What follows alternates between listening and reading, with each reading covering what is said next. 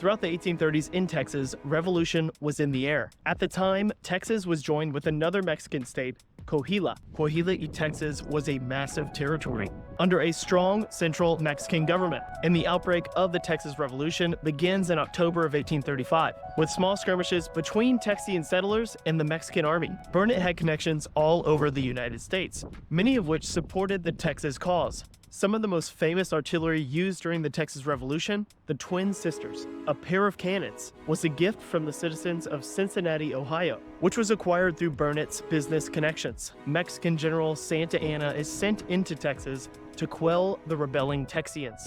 On March 1st, 1836, just days after the 13-day siege, a meeting of Texas leaders was called at Washington on the Brazos. This meeting is known as the Convention of 1836. This meeting on what to do with Texas went on for days until an uncharismatic man, David G. Burnet, stood up and gave a speech to the dozens of infuriated men at this convention. Burnet convinced the delegates at this convention to form a temporary government and elected Burnet as the temporary president, becoming the first president of Texas. The Texas Declaration of Independence was drafted and unanimously agreed upon. Burnet knew this was an interim position until the revolution was won and an official government could be elected. Santa Anna's Mexican army was finally defeated and Santa Anna was captured. Texans were absolutely furious, and understandably so, that Santa Anna was allowed to live. Santa Anna was responsible for the killing of Texians at the Alamo and the Goliad, but Burnet refused to allow the most valuable asset that would solidify Texas independence